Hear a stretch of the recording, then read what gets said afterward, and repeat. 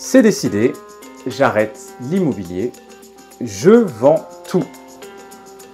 Vous êtes probablement surpris que je vous dise ça alors que je parle immobilier depuis 2 ans sur cette chaîne maintenant.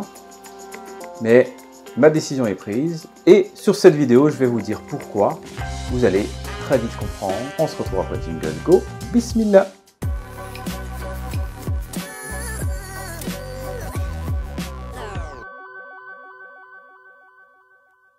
Salam, salut à tous, c'est Amarash, entrepreneur investisseur en bourse, IMO et crypto.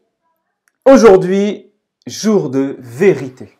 Pour les propriétaires qui m'écoutent, vous avez ou vous allez recevoir très prochainement un ou plusieurs courriers des impôts. Ce joli courrier renferme une lettre magique qui fait peur à beaucoup de monde, qui donne des sueurs froides à un grand nombre de propriétaires. Ce courrier qui répond au doux nom de taxe foncière. Et oui, c'est la saison des taxes foncières. Et comme vous l'avez peut-être entendu, et comme vous l'avez sûrement entendu si vous êtes propriétaire, elles ont augmenté. Pour ma part, 10%. Et je serais presque de ceux qui ne devraient pas se plaindre. À Paris, elle a doublé. En même temps, elle était quasi inexistante. On ne peut pas dire ça, mais elle était vraiment basse. Dans d'autres villes, 30, 40, 50%. Alors, sur cette vidéo, je ne vais pas rentrer dans le débat du « voilà combien ils me prennent et j'ai pas de service derrière ».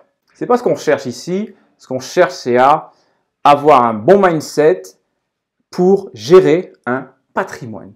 Patrimoine, pour mon cas, que j'ai mis des années à essayer de faire grandir. Je vous mets 2 captures d'écran là sur les taxes foncières que j'ai reçues dernièrement. Les montants importent peu, mais voilà, l'augmentation est importante. À tel point, je dépasse les 1 mois de loyer, qui était mon repère pour me dire, voilà, on calcule 10 mois net et c'est à peu près ça dans ma poche. Là, je vais devoir refaire tous mes calculs, sauf si je vends tout. Et en vérité, ça m'a traversé l'esprit. Maintenant, est-ce que je vais réellement vendre? Allahu a'lam. Comme je vous dis, j'ai beaucoup sué. C'est des achats que j'ai fait comptant pour éviter riba. Donc, on ne vend pas sur un coup de tête. Mais voilà, les courriers de ce lundi, de vendredi dernier et ceux que j'ai eu encore ce début de semaine, prêtent à réfléchir. Et c'est cette réflexion que je veux vous montrer. Restez bien avec moi jusqu'au bout. Vous allez comprendre là où je veux en venir. Et surtout, comme toujours, je suis un entrepreneur. Mon job est de régler des problèmes, donc d'apporter des solutions. Et donc, restez bien avec moi parce que dans cette vidéo, je vais vous expliquer comment l'éviter, comment l'annihiler, comment la faire payer par quelqu'un d'autre. Parce que oui, il existe une solution. Vous la connaissez peut-être déjà. Dites-moi en commentaire ceux qui savent quelle solution je vais présenter pour éviter la taxe foncière. Et ceux qui se disent que c'est juste impossible, qu'ils disent n'importe quoi, eh bien restez avec moi, vous allez comprendre. Et pourquoi je dis ça? Parce que je l'expérimente déjà. L'immobilier, c'est vaste. L'immobilier, c'est certes des appartements. Et c'est ce dont la majorité des personnes sur YouTube parlent. Le résidentiel, les studios, les T2, les T3, les bâtiments, les divisions, la revente, l'achat-revente, la courte durée, etc. etc. La sous-location. D'ailleurs, j'en profite, petite vidéo, interview d'une personne qui a fait 300 000 € avec la sous-location. Mais ce qu'il faut savoir, c'est qu'il y a aussi ce qu'on appelle le tertiaire, comme les bureaux, les commerces, les entrepôts. Et là, magie, lorsque vous détenez, comme c'est mon cas, du bureau, du commerce, vous êtes en droit, et c'est ce que font la majorité des personnes, de refacturer cette taxe foncière. Certains ne le font pas. Moi, je le fais.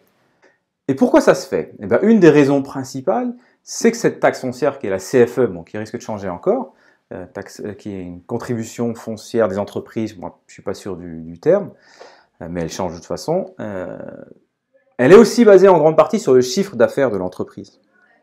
Et c'est tout à fait normal, toutes les entreprises savent que lorsqu'on leur annonce un loyer à 500 €, c'est hors taxe, hors charge.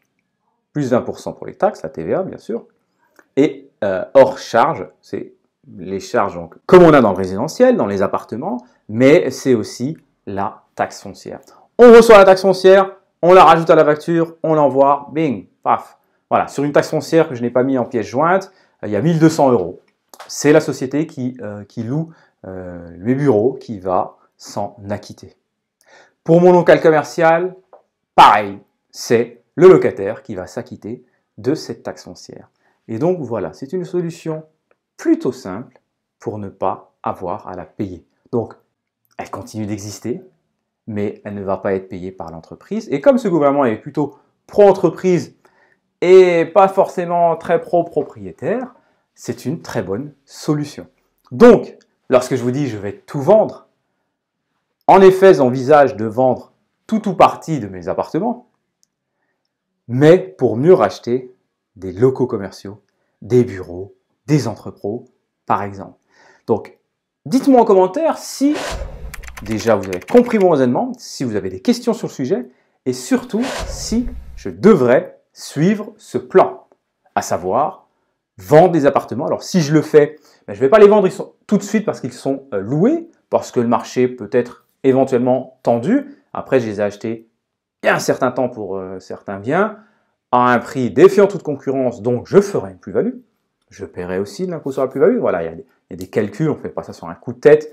Je voulais faire cette vidéo et vous montrer donc les solutions que j'ai pu réfléchir, que j'envisage d'ores et déjà. Donc dites-moi en commentaire si vous pensez que j'aurais raison de le faire. Ceux qui ont déjà de l'immobilier, dites-moi comment vous faites face ou comment vous réagissez face à cette augmentation et face à cette taxe foncière, tout simplement. Elle arrive en ce moment, on la paye en octobre, le 16 octobre pour mon cas. Voilà, tous les loyers qu'on va rentrer, ils vont servir qu'à payer ça.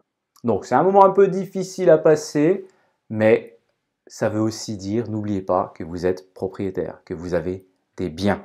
Et lorsque vous faites votre calcul, pour savoir ce que vous restez, partez sur 10 fois le loyer net. Comme ça, vous avez une tranche à peu près correcte. Donc voilà, sur certains de mes biens, on va pas passer à 2 mois, on va être à 1 mois et quelques jours de loyer.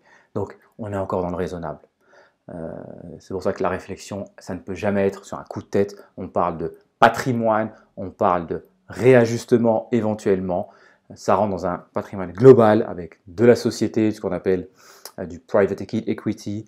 Ça rentre avec du portefeuille boursier. C'est une réflexion globale. Mais je voulais absolument vous en parler. C'est la saison et certainement que beaucoup de personnes soit sont propriétaires et ont cette même problématique, soit veulent le devenir et doivent être au courant de ce qui les attend. Et pourquoi pas envisager le commercial, les bureaux, dès maintenant. Certains disent c'est un peu plus un métier d'expert, etc.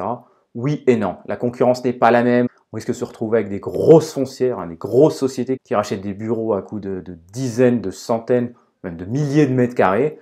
Donc voilà, la concurrence n'est pas la même, mais on peut quand même faire de bonnes affaires, ce qui a déjà été mon cas. Alhamdulillah. J'espère que cette vidéo vous a plu.